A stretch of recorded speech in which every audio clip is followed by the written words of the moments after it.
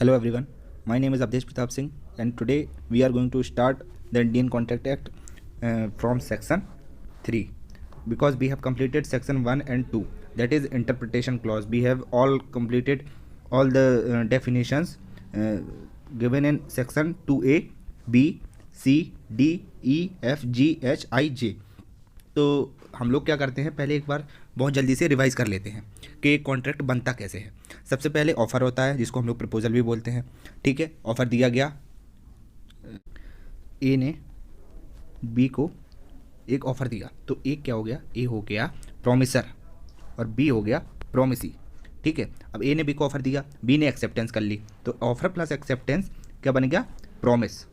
और प्रॉमिस में हम लोगों ने कंसिडरेशन जोड़ दिया, तो क्या बन गया, प्रॉमिस प्लस कंसिडरेशन हो गया एग्रीमेंट। अब एग्रीमेंट में हम लोग एग्रीमेंट को हम लोग अगर इन्फोर्सिबल कर दें, if an agreement is enforceable by law, enforceable by law, तो ये क्या बन गया, एक कॉन्ट्रैक्ट।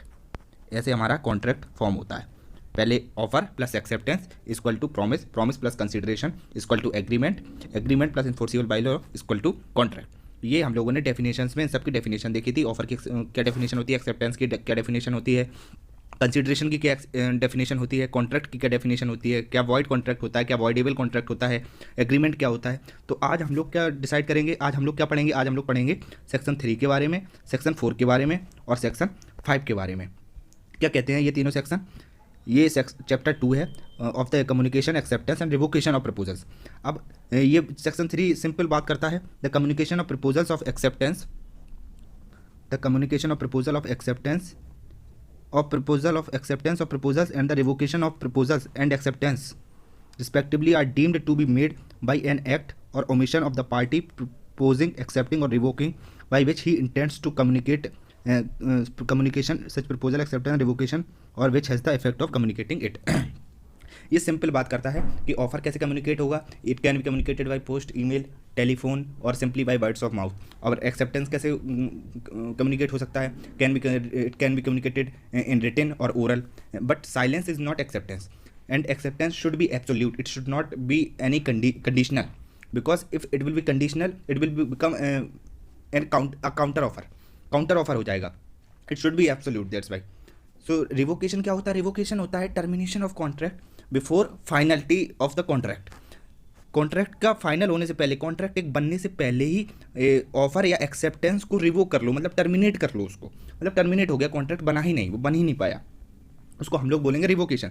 अब वो होगा कैसे, कम्युनिकेशन कैसे होगा, कब कंप्लीट माना जाएगा communication, when communication will be completed, the communication of a proposal is complete when it comes to the knowledge of the person to whom it is made.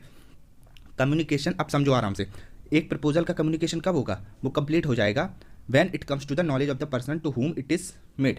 अब ए ने बी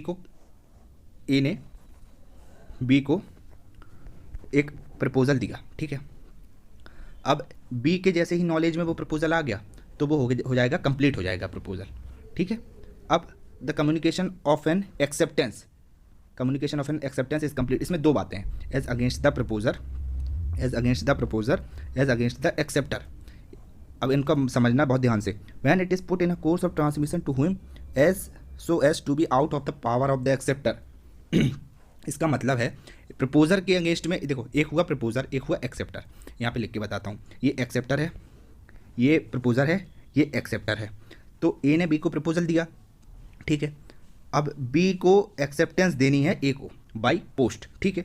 तो B ने जैसे ही letter send किया, acceptance of letter, और पर ए को मिला नहीं है अभी, तो ये ए के लिए क्या हो गया, कंप्लीट हो गया। लेकिन जैसे ही ए को मिल जाएगा ये लेटर, जैसे ही ए को मिल जाएगा तो बी के लिए कम्युनिकेशन ऑफ एक्सेप्टेंस कंप्लीट हो जाएगी, ठीक है। तो यही बात कह रहा है ये दोनों ये, when it comes to the knowledge of the proposer, C as against the acceptance, when it comes to the knowledge of the proposer, the communication of revocation is complete. अब रिवोकेशन कब कंप्लीट होगा, कब मानेंगे हम लोग communication of revocation is complete, as against the person who makes it. इसमें उल्टा है एक्सेप्टेंस का सीधा, इसमें कब कंप्लीट हो रहा है, देखो ए के लिए कब कंप्लीट हो रहा था, जब बी ने भेज दिया, ठीक है, तो ए के लिए कंप्लीट हो गया। जब ए को मिल गया तो बी के लिए कंप्लीट हो गया एक्सेप्टेंस। Communication of acceptance. अब कम्युनिकेशन ऑफ रिवोकेशन कैसे कंप्लीट होगा? जैसे ही बी ने भेजा लेटर तो ये बी के लिए कम्युनिकेशन ऑफ रिवोकेशन कंप्लीट हो गया, और जैसे ही ए को मिला तो ए के लिए कम्युनिकेशन ऑफ रिवोकेशन कंप्लीट हो जाएगा। इसमें देखो बहुत अच्छा एग्जाम्पल भी दे रखा है, यहाँ पे इलस्ट्रेशन दे रखा है। See, A proposes by letter to sell a house to B at a certain price, the communication of the proposal is complete when B receives the letter. जैसे ही बी को लेटर रिसीव हुआ तो वो communication of proposal complete हो गया। B accepts इस proposal by a letter sent by post. अब बी जो है वो ए का प्रपोजल एक्सेप्ट करता है एक लेटर के द्वारा पोस्ट करके, ठीक है। The communication of the acceptance is complete, कब होगी complete communication of acceptance? As against A, A के अगेंस्ट होगी when the letter is posted, जब लेटर पोस्ट कर दिया बी ने, अभी मिला नहीं है ए को, तो ए के लिए कंप्लीट हो जाएगी। एज अगेंस्ट बी कब होगी? When the letter is received by A, जब ए के द्वारा जब लेटर रिसीव हो जाएगा, ए को मिल जाएगा, तो बी के लिए कम्युनिकेशन ऑफ एक्सेप्टेंस कंप्लीट हो जाएगी। अब रिवोकेशन कब कंप्लीट होगी कम्युनिकेशन ऑफ रिवोकेशन? ये देखो, ए रिवोक्स इस प्रपोजल बाय टेलीग्राम। ए अपना प्रपोजल जो है बी को ए ने ऑफर दिया था, अब वो उसको रिवोक कैसे कर सकता है, कब कर सकता है? The revocation is complete as against A when the telegram is dispatched, it is complete as against B when B receives it. Revocation complete हो जाएगा ए के against when the telegram is dispatched, जब telegram चला गया, और B के लिए हो जाएगा कंप्लीट जब बी को मिल जाएगा। B revokes his acceptance by telegram, B अब क्या करता है, टेलीग्राम के द्वारा अपना एक्सेप्टेंस रिवोक करता है। B's revocation is complete as against B when the telegram is dispatched. अब बी के लिए रिवोकेशन कब कंप्लीट होगा? जब टेलीग्राम डिस्पैच हो जाएगा। And as against A when it reaches him. सीधी सी बात, बहुत सिंपल वर्ड्स में लिखा हुआ है। अब revocation of proposal and acceptance, ये क्या कहता है देख, revocation of proposals and acceptances.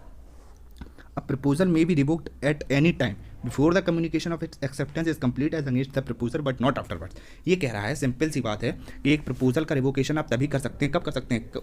जब तक कि as against the proposer its acceptance is complete होने से पहले, acceptance communication of its acceptance complete होने से पहले अगेंस्ट द प्रपोजर, तभी आप प्रपोजल को रिवोक कर सकते हैं, उसके बाद नहीं कर सकते हैं। An acceptance may be revoked at any time before the communication of the acceptance is complete as against the acceptor but not afterwards। अब एक्सेप्टेंस को कब तक रिवोक कर सकते हैं? ये रिवोक कर सकते हैं communication of the acceptance is complete as against the acceptor, उससे पहले, नॉट आफ्टरवर्ड्स, उसके बाद नहीं। देखो इसमें एक बहुत अच्छा सा इलस्ट्रेशन दे रखा है, हम लोग इलस्ट्रेशन देखते हैं। A proposes by a letter sent by post to sell his house to B, A B को, वही है सेम एग्जाम्पल है। B accepts the proposal by letter sent by post, ठीक है।